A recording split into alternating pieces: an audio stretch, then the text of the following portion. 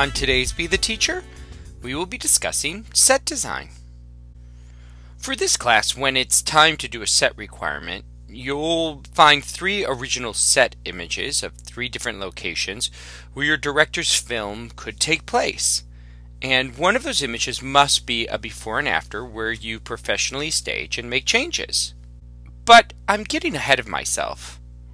What is set design and how do people find sets?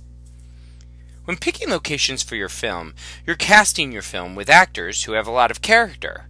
So you should find locations with a lot of character. I mean, don't just go for generic locations like a bookstore or a restaurant. Go with specific settings that will be memorable to your audience, such as a quaint boutique bookstore or a French cafe with a patio overlooking a park. I mean, does your character live in a small, messy apartment or a lavish house on a gated grounds with an Olympic-sized swimming pool? All the scenery, furniture, and props the audience sees during the film make up the set design, and the set designer's job is to design these physical surroundings in which the action will take place. The overall look of the set also gives the audience information about the director's concept of the production. That's right, once again we're starting with the director's treatment and script. The set should suggest the style and tone of the whole production, create the mood and atmosphere, give clues to the specific time and place of action, and offer creative possibilities for the moving and grouping of the actors. All the things appearing in the film other than the scenery are called properties or props. Set props like furniture, draperies, and decorations are the types of things that complete the set, and they need to be part of the design. So the set designer will normally read the script many times, both to get a feel for the flavor and spirit of the script and to list its specific requirements for scenery, furnishing, and props. One place where movies take place are sound stages. Sound stages are a convenient way to shoot interior scenes, mainly because you don't have to worry about unplanned sounds interrupting your takes. A sound stage is basically a soundproof room. All exterior sounds are blocked out of an industrial soundstage after the doors are closed. A soundstage is an acoustic environment that has padded walls that absorb sound to prevent the echo or reverb in your dialogue, as would happen if you filmed in an uncarpeted room.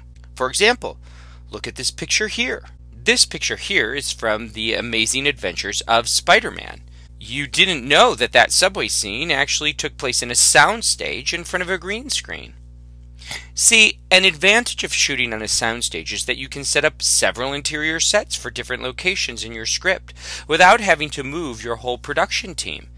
You can have a courtroom, a cell block, an apartment, a coffee shop, and an interior fast food restaurant all on the same soundstage.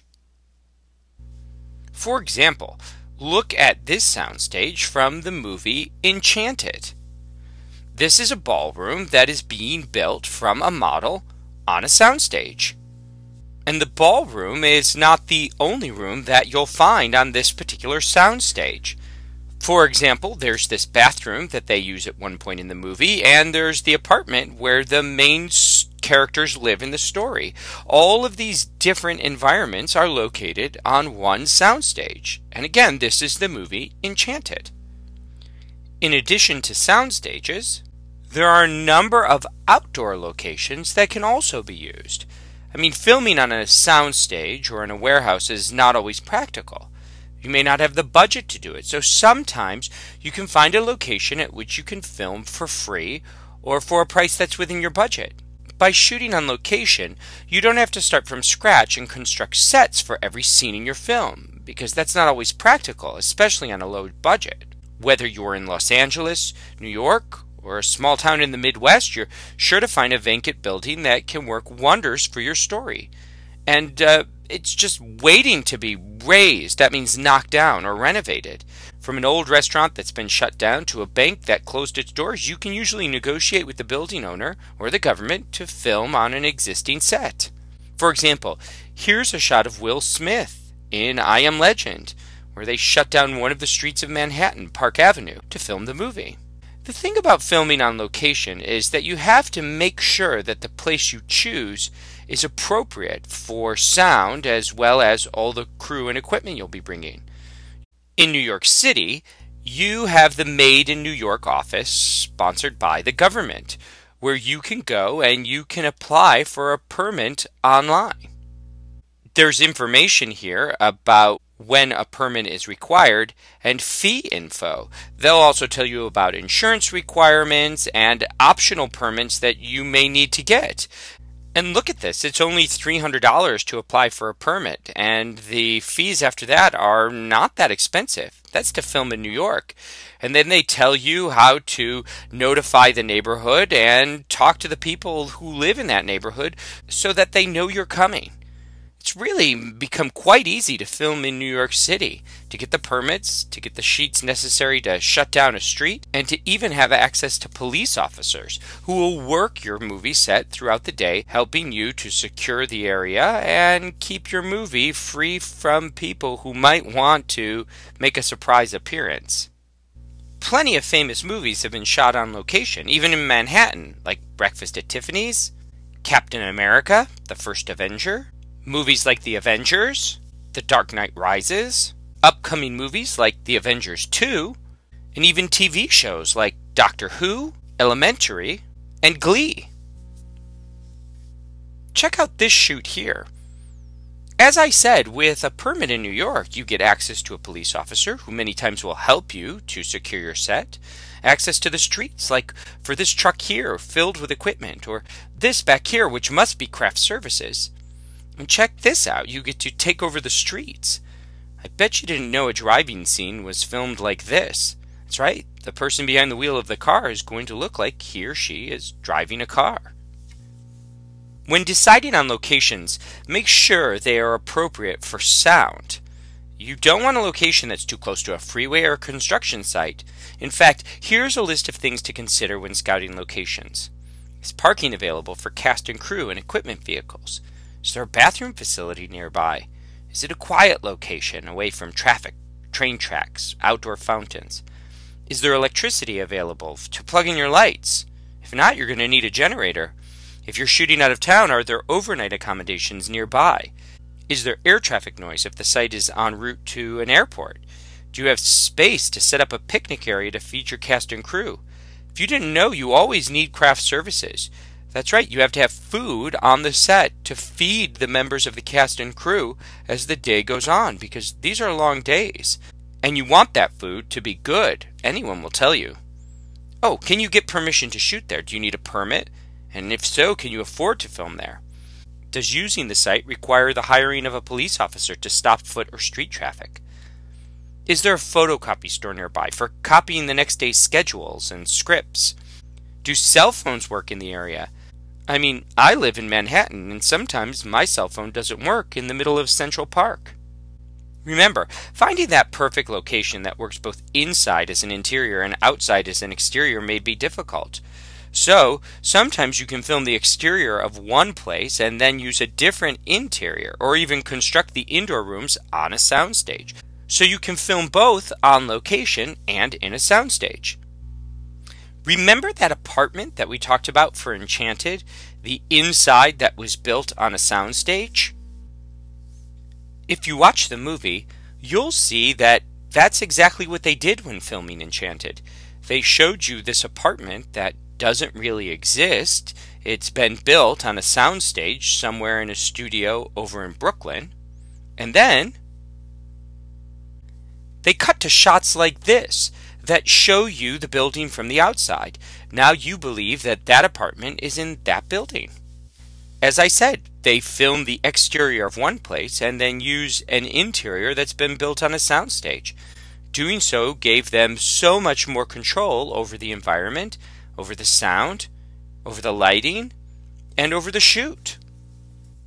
Why are we discussing this? Well, in this class, you have two set challenges, the set mini challenge and the more extensive set hands-on. It's really a very simple challenge. You need to email me or bring me a picture. That's it? Well, that's not totally it. This picture must be a picture from New Rochelle or surrounding areas such as Larchmont, Scarsdale, Mamaroneck. A picture where you believe the movie could take place. And a picture that you took yourself and did not get from the internet. You must email your picture to me with your name and your class period in the subject line. You must also email this picture to yourself. You'll see why in class. Now, be prepared to explain / to provide the address for your picture and explain what type of movie you think could be filmed in that location. You can write that information down ahead of time, or you can bring that information with you in your head on the day that your picture is due in class. Now, I'll be asking these questions. I'll ask the address, and I'll ask you to describe the interesting aspects of your location. 3 reasons it would make a great movie set. And just like the middle of a movie, you want to make sure that these 3 reasons are different from one another. For example, let's go back to our picture of Will Smith. If I was describing why this was an interesting set, I wouldn't say that it has a gray car and it has a truck. Those 2 pieces of information are way too similar. I would pick out specific reasons why this picture is interesting. For example, I could talk about how colors are symbolic and tie into the theme of the movie. I can talk about how some of these buildings would be creepy when you think about them just completely empty or filled with zombies. I could talk about the space that's available, both for acting and for crew. Remember, you have all of these things to consider when you're trying to pick a location. So please don't go into the smallest bathroom or closet in your house and take a picture of that. All these things here might not be available for that particular location, and then I have to take points off. You want to know why this particular location is interesting, and it will need to inspire a log line. That's right, I'm going to want to know the log line you would use for a movie that would take place in that location. So get some ideas of the main character, the villain, and the reason why this particular location would inspire a unique scenario between that character and villain. The PowerPoint for your hands-on is very much the same. It asks you to pick locations in New Rochelle or surrounding areas that could be used for your director's treatment and script. That's right, you're going to want to go back into your director's treatment and find locations where that movie could take place. There are then questions for you to answer so you can talk about how these sets tie in with your director's vision. And with the hands-on for the class, you're going to have to do one picture where you take a before and an after. You have to make physical changes. Now, I photoshopped these particular changes, but in your assignment, you're going to actually make the changes. You're going to stage the scene. Like this. Here's the before, and here's the after. Do you notice the differences in the picture? You want to actually stage your set. If you do a weak staging, you're going to lose points on this particular part of the project. So make sure that the 3 changes you're making tie in with the movie that your director is trying to create. So that's it. That's it for this episode of Be the Teacher. You now know all about sets, about filming on location, filming on a soundstage, and you know about the mini challenge and the more extensive hands-on that will be part of our class. So that's it for this episode of Be the Teacher.